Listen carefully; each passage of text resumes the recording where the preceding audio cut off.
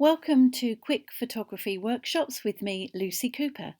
These are very quick workshops covering some photography fundamentals.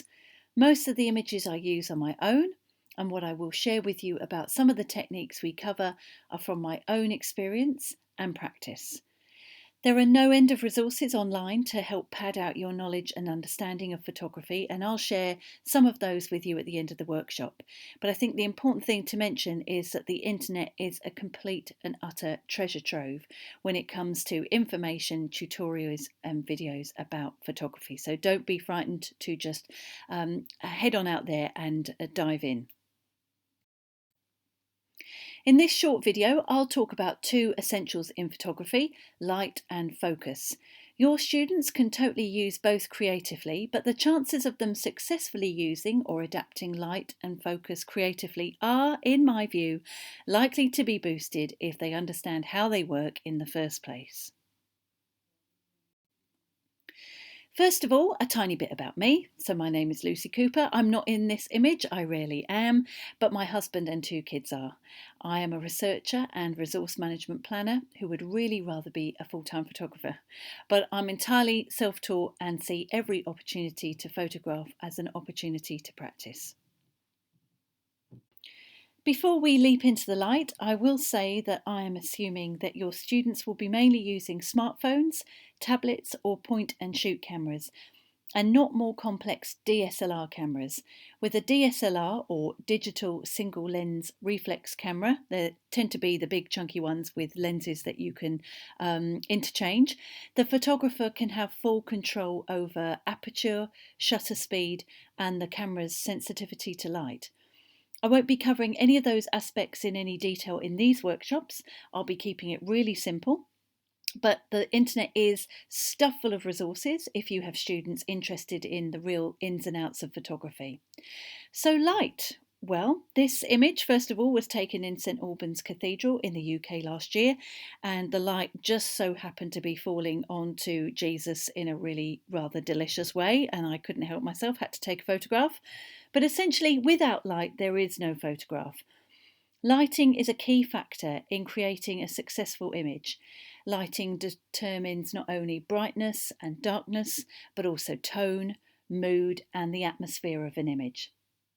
Being able to control and manipulate light correctly is necessary in order to get the best texture, vibrancy of colour, and luminosity of the subjects that you're trying to take in your image. And even though light is so crucially important to photography, it can be one of the trickiest things to get right and one of the hardest things to understand. And it's something that I'm constantly grappling with, how to use light to best effect.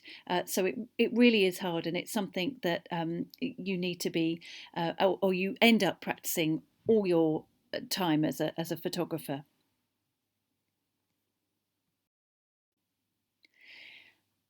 I'm going to make another assumption here and say that I think that you and your students will be mainly working with natural available light or electric lighting. I love using natural light, or what's called available light, but it can be a little limiting, particularly if it's a really dull or rainy day. The less light available, the harder the camera is having to work to suck up enough light to make an image. So if you're in a dark or dimly lit space, you may need to keep super still in order to allow the camera to capture sufficient light without the image blurring. Unless, of course, you want the image to be blurred to create a particular feeling or mood. Tripods, smartphone stands, or creating a stable surface or platform to take an image in low light can help make images sharp and focused in those kind of conditions. In this image of the photographer and artist Volker Gerling, who visited the Wairarapa as part of Korkamai last year, the light on his face is shining in from the left through a window, and it wasn't great light, and the room was really dark. It was a really challenging space to have a workshop on using available light, which is what Volker Gerling was facilitating. But with a steady hand, and importantly a steady subject, he's kept super still while I took the image, I was able to capture a sharp image. So using a similar approach, students should be able to capture subjects in challenging light without a tripod. Just get them to experiment and see what they need to do in order to capture the image they're trying to create. This is my eldest daughter Isla, and in this photo the light was behind her, creating that really lovely halo effect around her head, or backlighting.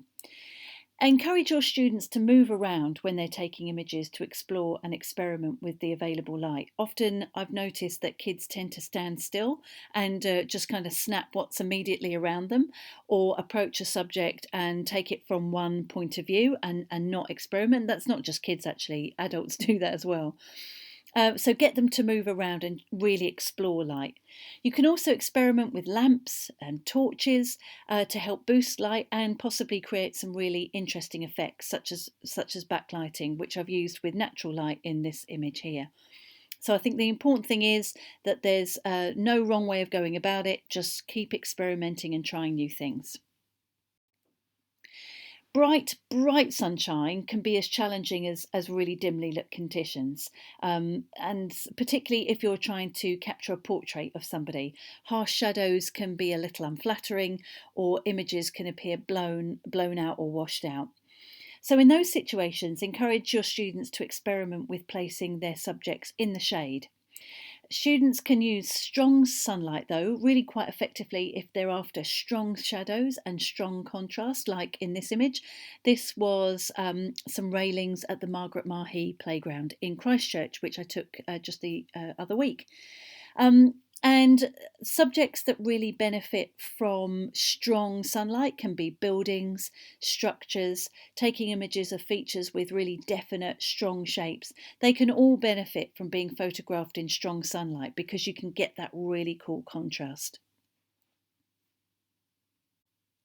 So to recap, the less light available, the harder the camera is having to work to suck up enough light to make an image.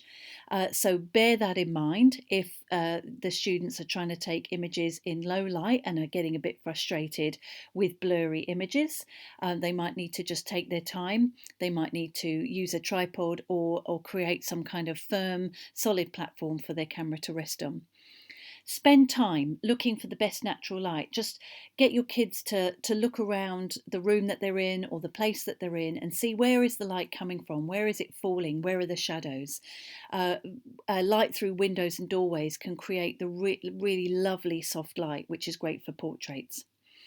Items like a whiteboard or a piece of A3 can be used as reflectors, so the kids could potentially experiment with those, and you place those reflectors at an angle opposite the source of natural light, and that can boost the light impact on your subject.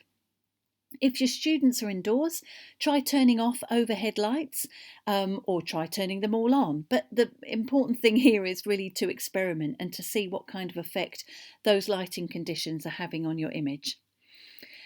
Shade, well, subjects don't always need to be in bright sunlight to be photographed and to get really great effects.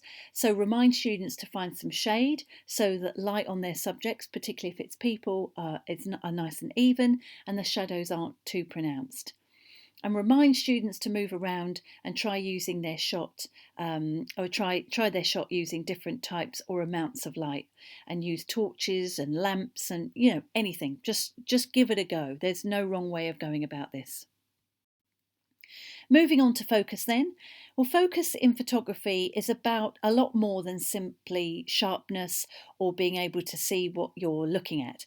Focus can enhance a subject by making it stand out from or blend into its surroundings. Focus can draw the viewer in, and the right focus can create an emotional connection with the viewer.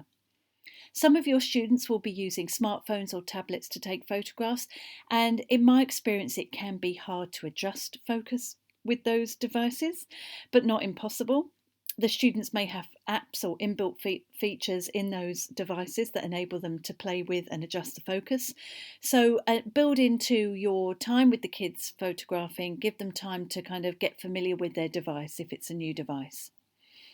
Some may have more sophisticated devices or DSLRs which will have manual focus, so students can have a much more control over focus and use it to interesting effect.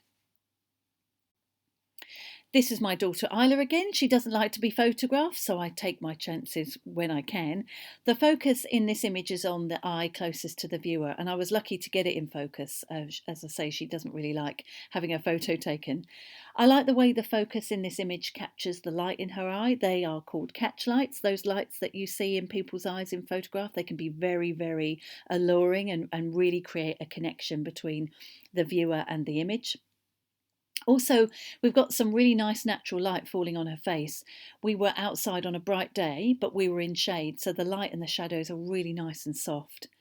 I find that luck can play a big role in capturing images, particularly if your subject is on the move, or you just happen to see an image that you simply must capture, and it all happens to work out.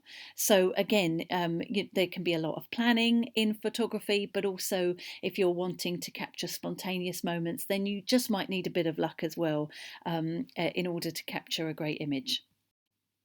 In this image, everything is in focus. I really wanted to capture the regularity and the repetition of patterns in these bike helmets that were all so deliciously lined up at Green Jersey and Martinborough, and so it was really important for me to be able to have that kind of nice flat focus in a way, and the light there was coming in through a big doorway on the right hand side of the image.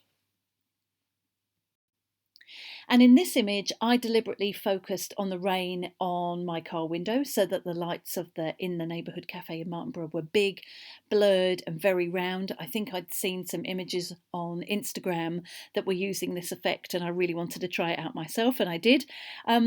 So regardless of what a student's camera or device can do, encouraging them to think about what it is that they want the viewer of their image to focus on will help them think about what to focus on when they're taking the image. I think that's a really important thing to bear in mind when you're taking images, is you're trying to create a connection with a viewer, and so really thinking about what do I want my viewer of this image to get from this photograph? What do I want them to feel? What effect am I trying to create? And that can help move kids on from just kind of randomly snapping everything around them to really taking some time to think about what it is they're trying to do and trying to create. So finally, here's a list of resources. We've got the Expert Photography, iPhone Photography School, Digital Photography School, and the British Journal of Photography online. They're all quite sophisticated websites, I'd say. Some of the content is definitely aimed at experts, but again, a lot of the content is also aimed at beginners.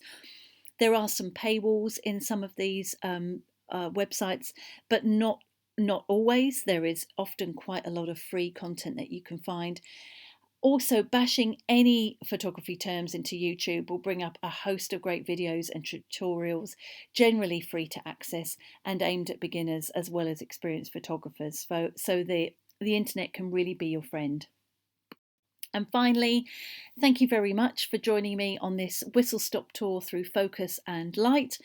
This is my daughter Flo and our cat Truffle, being aliens in lockdown. That was a fun day.